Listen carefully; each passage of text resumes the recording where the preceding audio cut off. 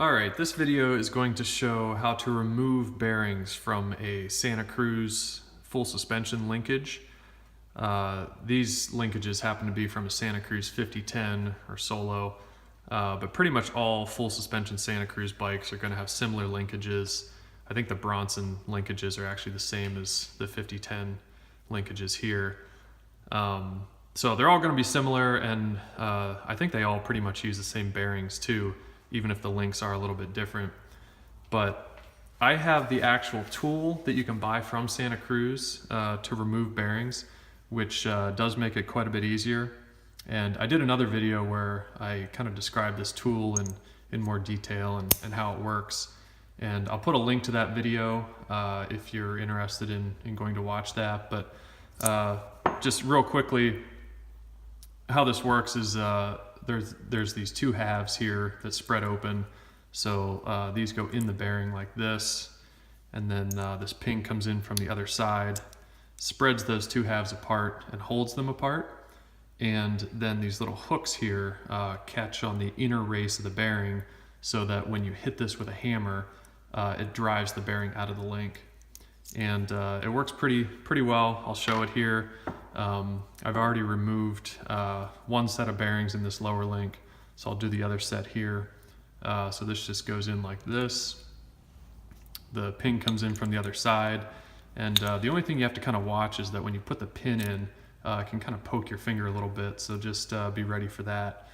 But that's pretty much it, and then you just hit on this with a hammer. The nice thing is that when you're removing the first bearing, like I am here, the second bearing is actually guiding this pin, which is pretty nice. But then once the first bearing's removed and you switch to remove the second one, there's no longer a bearing there to guide this. So you just want to make sure you hold this steady with your hands as you hit it with a hammer, and also try not to hit your fingers at the same time. The other thing that I do is I'll just wrap this link in a rag, and then I actually take it down right onto a concrete floor, and then put this on a block of wood to hit this out. And I just wrap it in a rag just so it doesn't get marked up at all.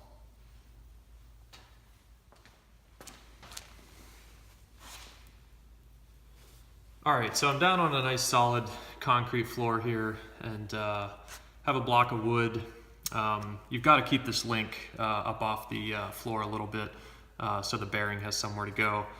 And I'm using a dead blow hammer for this, although I have used a regular style hammer too, and that works just fine. But go ahead and hit out the first bearing here.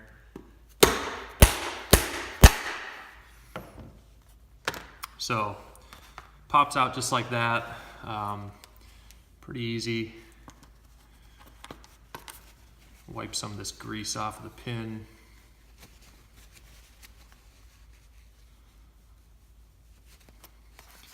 Now for the second bearing, go ahead and put the tool in again. Pin comes in from the other side, spreads these two apart. And like I said, this pin isn't guided as well since there isn't a bearing here to guide it anymore. So when you hit this one out, just try to guide this with your fingers and make sure you're hitting it nice and straight.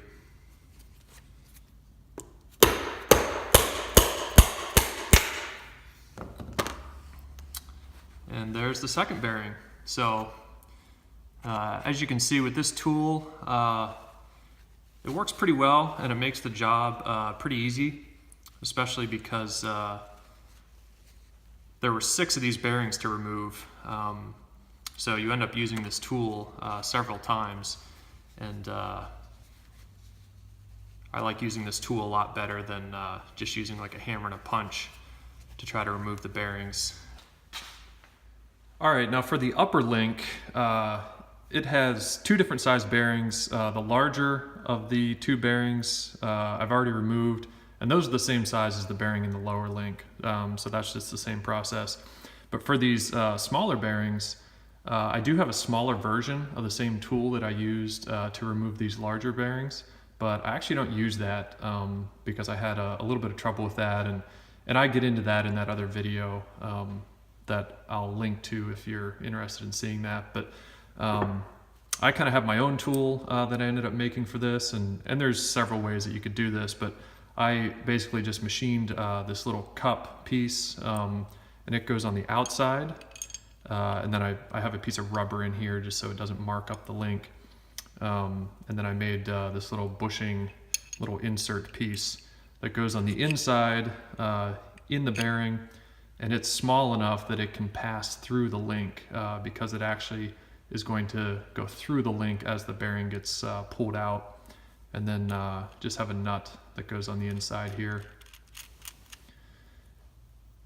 And then just tighten up the nuts, and as you tighten the nuts, what that's going to do is just pull the bearing from the inside of the link to the outside, and then it will just kind of drop into this little cup piece.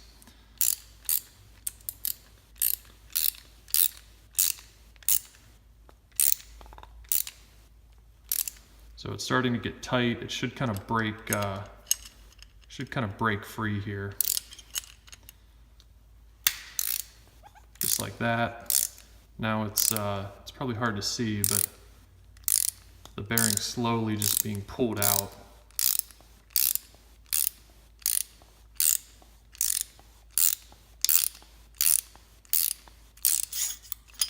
And that should be it. The only thing about this this piece of rubber that I put in here, the inside of it is a little bit too small. So you can kind of see the bearing. The bearing's not quite sliding through that rubber piece, but it still works okay. And it's definitely nice to have that rubber piece on there so it doesn't mark up the outside of the link here. But that's pretty much it.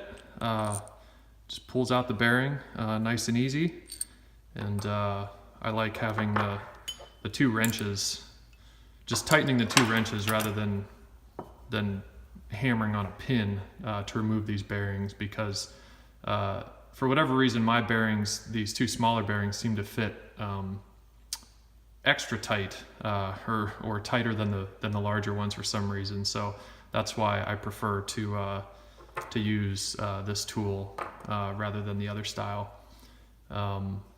But that's pretty much it. It's fairly simple, and yeah, if there's any comments or questions or anything about the tools or how to do it, go ahead and feel free to leave those, and I'll try to get to them.